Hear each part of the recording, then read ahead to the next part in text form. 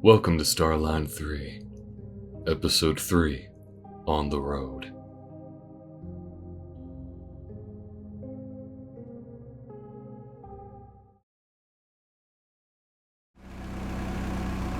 The bounty location is a little further than I thought it'd be. This thing's all the way north. GPS says we'll be there in 6 hours, which means we'll probably have to camp out overnight. You want the lowdown again? Alrighty. Well, the target is a sniper of some sort. There's a valley where CON transports and soldiers move through. According to the post, they only target CON uniforms and vehicles. Whenever they're about to pinpoint them, they move. Stealthy. Which means this is going to be a pain, but so far there's been no reports that they've attacked civilians or even other bounty hunters. But they've turned up empty-handed. I'm willing to try my luck. I will also be glad to give you some pointers on tracking. It's harder in the desert, especially if your target knows to cover their trail, but if you know where and what to look for, people always leave something behind. Yeah, let's park over here. I wish we got Ticker's speeder, but they want to work on that. So, buggy it is. Anyhow, you get on setting up the tent. I'll build us a fire.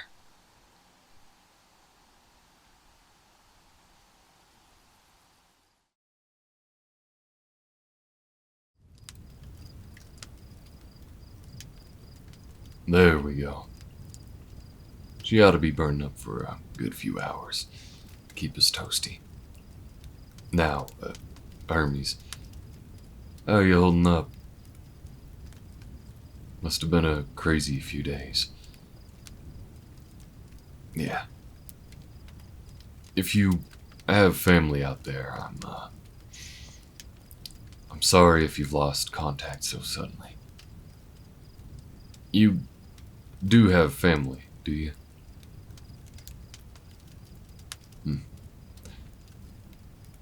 Yeah, my old man fought in the war.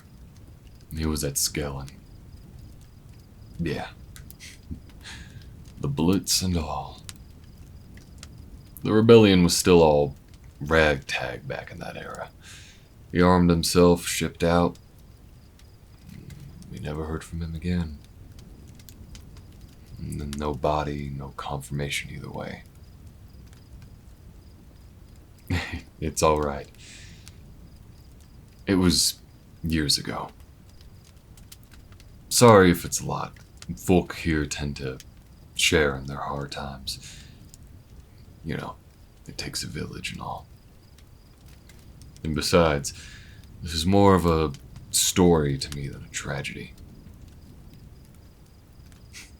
Knowing him, well, he wouldn't want me to wallow so many years after. And if he kicked the bucket on that planet, I bet it was a blaze of glory. Only regret I have is that I don't know the story. How about you? What was the rebellion like for you? I know humans got roped into that in the middle of it. You remember where you were? Must have been chaotic. Humans weren't the last species to get surprised by all that, but damn. Well, I'm glad everyone eventually found their feet. But here we are. Another war, another clash across galaxies. Lovely. It might be a cold war because the big guys up top ain't officially going at it, but trust me. Everyone down here has seen the truth. They just play with proxies like chess pieces until they get what they want.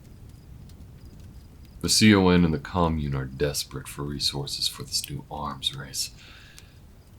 But as a CON freelancer, I think I'm just saying what you already know.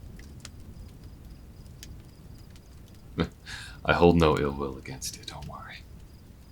I'd be wasting my time if I was. It'd be like a fast food CEO doing something stupid and then me getting up and throwing a tantrum at the frack hook down the road. I know where to aim my grievances, but I do hope that you do too. You ain't as powerless as you think. But that's besides, well, everything. I doubt we'll be taking on the CON and the Commune both single-handedly. We're after Celeste and whatever he's got cooking.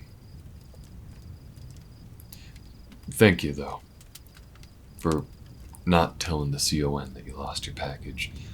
I figure it's important if Celeste's suddenly making moves. I doubt you were carrying a planet cracker bomb in that ship, mainly because you'd have died of radiation poisoning, but it's gotta be something. Hungry? Here, I packed some jerky. More of that Halvin you seem to like. Here you go.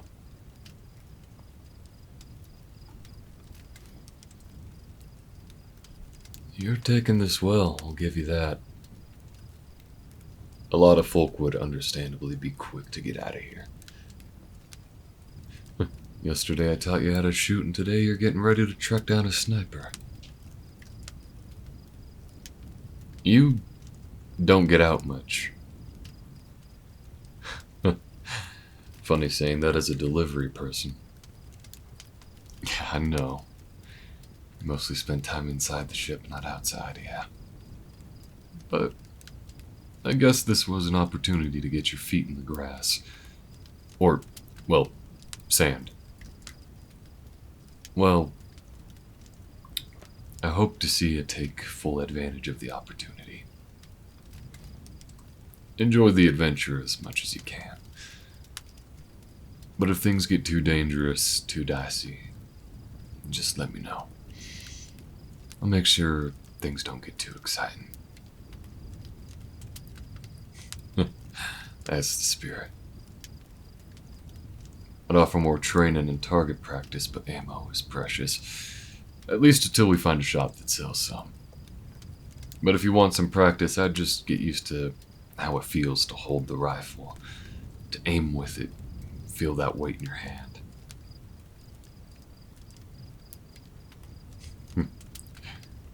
I've been shooting for a while now. After my dad left, it was just me and my mother for a while. Yeah, I was young at the time, but she was afraid of the Sentinels. I mean, everyone was, but she had the sort of fear that really bolstered someone's nerve, I guess. I was about 7 pilling years when she taught me how to hold a pistol, how to reload it as quick as I could, how to quick draw, all of that, in case they came. I don't quite know the relationship between her and my father. I know it wasn't perfect. I mean, the kind of man my father was, he was willing to throw himself at the war. I can't imagine being with someone like that is easy. I suppose it taught me that the life of your friends is a precious thing. But I suppose it gave her the fire under her seat to teach me how to defend myself. Make sure I'd survived if the worst were to happen. Thankfully it didn't. Yeah, she's alive still. She moved out. She's over in CON territory. It's not a perfect life, but she's been making do.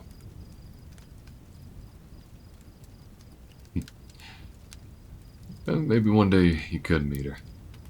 I reckon she'd like your hustle. But yeah, she taught me how to shoot.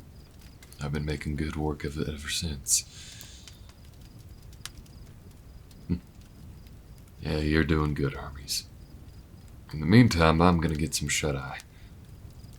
Don't worry, you can have the tent. I'll wake up occasionally, light up the fire, replace the moisture pack. Moisture pack. It's a... right. I need it to live in dry environments. Usually my kind, Aquarian, are fine in most worlds. But in ones like this, we need moisture packs, so we can absorb water from it. Keeps the gills active, the lungs healthy, all of that. It ain't no big deal. Each pack lasts a week and they're cheap. Last even longer so long as you bathe every day. Which ain't always gonna be available. But either way, I'll be okay. You look tired. Sleep well, Hermes. I'll be here.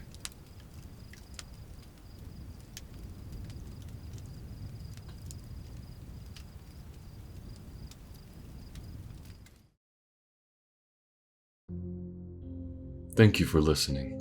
Starline 3 was written by, edited, and recorded by myself for this channel. If you wish to see more and support me, do feel free to subscribe to the channel and check out the other audios I've created. Any donations via Ko-fi are appreciated. Also consider following me on Blue Sky and subscribing to my Patreon. Now I will be reading out the names of my patrons. I'd like to thank everyone who's been supporting me to this point and give a special thanks to the following: Ravioli Senpai, Outer, Jenga Power, Sunny Bunny, Jamie, Tony Myrick, Citrus Radioactive, Rachel Brooks, and Crowned Creature. Thank you. Your patronage is extremely helpful and appreciated. I hope you all have a good night, and again, thanks for listening.